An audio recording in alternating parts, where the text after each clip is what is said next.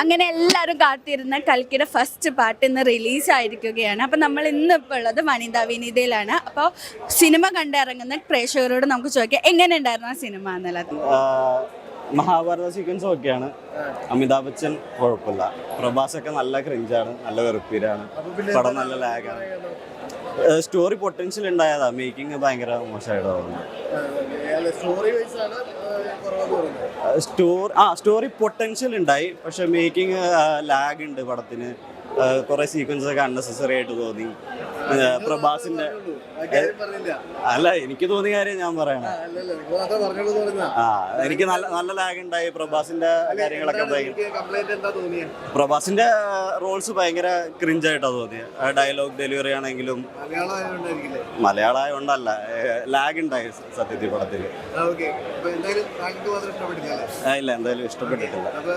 എനിക്ക് അങ്ങനെ വേണമെങ്കിൽ പറയാം, എനിക്ക് ഇഷ്ടപ്പെട്ടിട്ടില്ല. അടിപൊളിയായിരുന്നു. ക്ലൈമാക്സ് ഒരു രക്ഷയില്ലായിരുന്നു. രോമാഞ്ചപ്പടം എനിക്ക് ശരിക്കും ഇഷ്ടപ്പെട്ട്. ക്ലൈമാക്സ് ആണെങ്കിൽ പെട്ടെന്ന് കയറി വന്നു. പിന്നെ ഫസ്റ്റ് ഹാഫ് ഭയങ്കര ലാഗ് അടിപ്പിക്കണായിരുന്നു. പ്രഭാസിന്റെ മാസും എൻട്രി ഒക്കെ ഭയങ്കര ലാഗായിരുന്നു.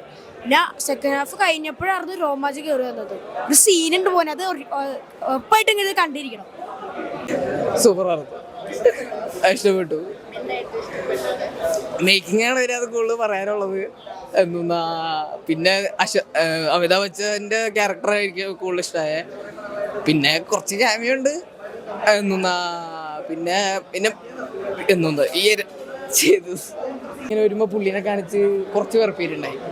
അല്ലാത്തത് മേക്കിങ്ങും സെക്കൻഡ് ഹാഫിൽ പുള്ളി അടിപൊളിയാണ്, അത് അടിപൊളിയാണ്. പിന്നെ അമിതാഭ് ബച്ചനാണ് ഇതിൻ്റെ അകത്ത് മെയിനായിട്ട് എനിക്ക് തോന്നിയത്.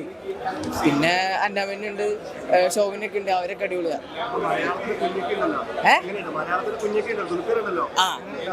പുള്ളി ചെറിയൊരു പുള്ളിക്ക് ചെയ്യേണ്ട ആവശ്യം ഉണ്ടായില്ല അതെനിക്ക് തോന്നിയത്. ചെറിയൊരു റോള് പുള്ളി വന്നു എന്നുള്ളൂ.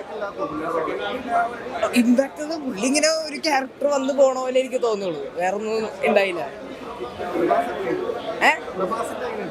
പ്രഭാസ് ഫസ്റ്റ് ഹാഫില് കുറച്ച് ഡൈവേർഷൻ പോലെ ഒരു വെറുപ്പീര് പോലെ തോന്നിയായിരുന്നു. സെക്കൻഡ് ഹാഫില് അടിപൊളിയാ പുള്ളിയുടെ.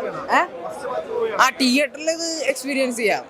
OTT ഉണ്ടാകും ചിലപ്പോൾ ബോറായിട്ടുള്ള ഒരു ഇതിനകത്ത് സൗണ്ട് എഫക്ട്സും അതിൻ്റെ ഒരു മഹാഭാരത സീൻസ് ഒക്കെ കാണിക്കണതൊക്കെ അടിപൊളിയായിരുന്നു.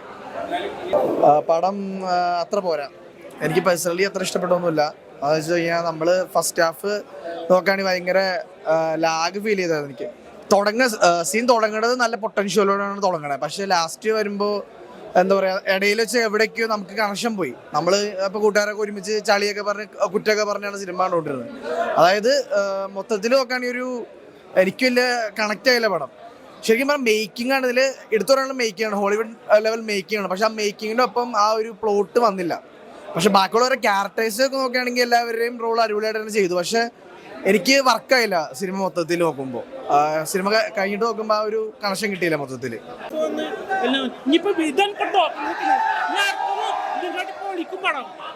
വേറൊരു പടം പറഞ്ഞു, നമ്മളെ മമ്മൂക്കയുടെ പടം പറഞ്ഞിട്ടുണ്ട്. അത് പഠിച്ചോൻക്കറിയാം, അത് നിങ്ങളുടെ അടിപൊളിയാണ്. നമ്മളെ ഇത് കഴിഞ്ഞ കാരണം ഇപ്പൊ പറഞ്ഞിട്ട് ജോസ് കഴിഞ്ഞ കാരണം ഇപ്പൊ ഒന്നുകൂടി ഒരു പടം പറഞ്ഞു, അതിന്റെ വർക്ക് നടന്നുകൊണ്ടിരിക്കുന്നു. ഇത് ഇപ്രാവശ്യം ഇത് കിടുക്കാച്ചാവും. ആയി ഇനി പറയാനില്ല, ആയി. കാരണം ഇത് വൈബ് പടമാണ്. ഞാൻ സത്യമായി ഇതിൽ ഇത്ര ആർട്ടിസ്റ്റിന്റെ ഒന്നും ഇല്ല, ഇത് കാണാൻ വേണ്ടി വന്നതാണ്. എന്റെ കൂട്ടുകാരുടെ പടം കാണാൻ വന്നതാ. സംഗതി കിടക്കാച്ചി ലാസ്റ്റ് രീതിയിൽ റോമൊക്കെ വന്നിങ്ങനെ സല്യൂട്ടൊക്കെ പോലായി. കാരണം എന്താ പറയാ, അത് ഞാൻ പറയാൻ വോയിസ് ഇല്ല. കാരണം അമിതാഭ് ബച്ചൻ കുഴപ്പമില്ല, അതുപോലെ ദുൽഖർ കുഴപ്പമില്ല. അപ്പൊ നമ്മള് നമ്മള് ബാഹുബലിത്തെ ചുള്ളൻ അടിപൊളിയായിട്ടുണ്ട്. കിടക്കാച്ചി, സൂപ്പർ ഡൂപ്പർ കിടക്കാച്ചി. ഞാൻ പക്ഷെ ഇതിന്റെ എന്താ പറയാ ലൈറ്റും ആ മിഷീൻ കൊണ്ട് ഇങ്ങനെ വെടിവെക്കുന്നതും ഞാൻ സ്വപ്നത്തോളം വിചാരിച്ചില്ല ഞാൻ ഇങ്ങനെ വെടിവെക്കണം. ഞാൻ പെട്ടെന്ന് വീഡിയോ ഗെയിമിന്റെ ഫീലൊക്കെ തോന്നി. വീഡിയോ ഗെയിമിൽ ഇങ്ങനെ വെടിവെക്കില്ലേ, ആ ഫീല് തോന്നി. ലാസ്റ്റാണ് പറയുമ്പോ കുറച്ചും കൂടി ഒന്ന് ഇതാക്കാഞ്ഞ്. ലാസ്റ്റ് അത് ഇത് കഴിഞ്ഞപ്പോ ആകെ സങ്കടമായി. പക്ഷെ കമൽഹാസന്റെ ഒരു എന്താ പറയാ, അത് കുറച്ചും കൂടി കൂടുതൽ ഇതാക്കണ്ട, അത് കുറച്ചും കൂടി ഒരു ഇതാക്കുകയാണെങ്കിൽ ഒരു എന്താ പറയാ ഒന്നും കൂടി ഇതായി. ഇനിയിപ്പോ ഇതിന്ന് കയറും, ഈ പടഞ്ഞല്ല ഇതിനപ്പുറം കയറും. ഇനി ഇതിനെ കവിച്ചു പൊട്ടിക്കാൻ നമ്മൾ ജയിലർ കഴിഞ്ഞിട്ട് വേറെ പടമൊന്നുമില്ല. ഇനി വേറെ പടം വന്നിട്ട് വേണം ഇതിൽ കവിച്ചു കൂട്ടിക്കാൻ. ഇത് കിടക്കാച്ചി. ഇപ്പൊ ഞാൻ ഇത് വന്ന് കണ്ടു കാണാൻ പറയില്ല. ഇപ്പൊ വേറെ ലെവലായിട്ടുണ്ട് ഈ പടം. അത് ഞാൻ പറയുന്നത് നിങ്ങളെല്ലാവരും കാണണം. കണ്ട് ഇക്കൊരു ഫീൽ വന്നു. കാരണം റോമൊക്കെ ലാസ്റ്റ് ഇങ്ങനെ സല്യൂട്ട് അടിക്കേണ്ട ഗതികേട് വന്നു. അത് എന്താ പറയാ, കിടക്കാച്ചി ഒന്നും പറയണ്ട, ഒരു രക്ഷയില്ല. ഒട്ടും നമുക്ക് ലാഗ് വരിക.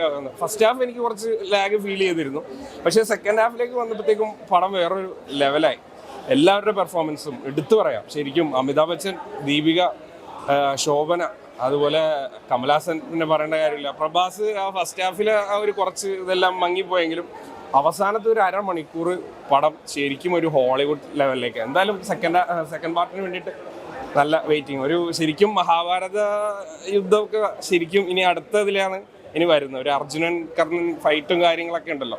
ആ ഒരു കറക്റ്റായിട്ട് സ്റ്റോറി ലൈൻ നന്നായിട്ട് അത് ബിൽഡപ്പ് ചെയ്ത് ശരിക്കും അത് നമുക്ക് അക്സെപ്റ്റ് ചെയ്യുന്ന രീതിയിൽ എത്തിച്ചു എന്നുള്ളതാണ്. എന്തായാലും എല്ലാവർക്കും ഒരു രക്ഷയില്ല. ആ ഒരു അവസാനത്തെ ഒരു 5 മിനിറ്റ് അല്ലെങ്കിൽ ഒരു 10 മിനിറ്റ് കമലഹാസന്റെ അത് മതി, പടം വർത്താണ്. എന്തായാലും നല്ലൊരു തിയേറ്റർ എക്സ്പീരിയൻസ് ആണ്, മിസ് ചെയ്യാൻ പാടില്ല. ഒന്നും പറയണ്ട. ദുൽഖർ ഒരു കുറച്ച് നേരം ഉള്ളത് അത്ര അങ്ങോട്ട് വന്നില്ലെങ്കിലും ആ ഒരു പ്രസൻസ് എല്ലാം നമുക്ക് ശരിക്കും. അതുപോലെ തന്നെ ശോഭന പിന്നെ പറയേണ്ട കാര്യമില്ല. എന്തായാലും നല്ല തിയേറ്റർ എക്സ്പീരിയൻസ്. എല്ലാ ആക്ടേഴ്സിനെയും ഇതിന്റെ ഡയറക്ടർ ആകാശ് എന്ന് പറഞ്ഞ പുള്ളി നന്നായിട്ട് യൂസ് ചെയ്യുന്നുണ്ട്. അതാണ് ഓരോ നടന്മാരെ യൂസ് ചെയ്യുന്ന ഡയറക്ടറിന്റെ കയ്യിലാണ്. ആ ഡയറക്ടറിനെ എങ്ങനെ ഉപയോഗിക്കാൻ പറ്റും ആ രീതിയിൽ അദ്ദേഹം ഇവർക്ക് പറ്റിയ കഥാപാത്രങ്ങൾ ഇവരും ചെയ്തിട്ടുണ്ട്. ഡയറക്ടർ പറയുന്ന പോലെയുള്ള എല്ലാം എന്തായാലും നന്നായിട്ടുണ്ട്. Indian great actor Amitabh Bachchan, big B ഒന്നും പറയാനില്ല. കമലഹാസൻ, ദുൽഖർ സൽമാൻ ചെറിയ സീനാണ് നന്നായിട്ട് അഭിനയിച്ചത്. പിന്നെ അന്നാബൻ പെർഫെക്റ്റ്. ദീപികക്ക് വ്യത്യസ്ത റോളാണ്, പെർഫെക്റ്റ് ആയിരുന്നു.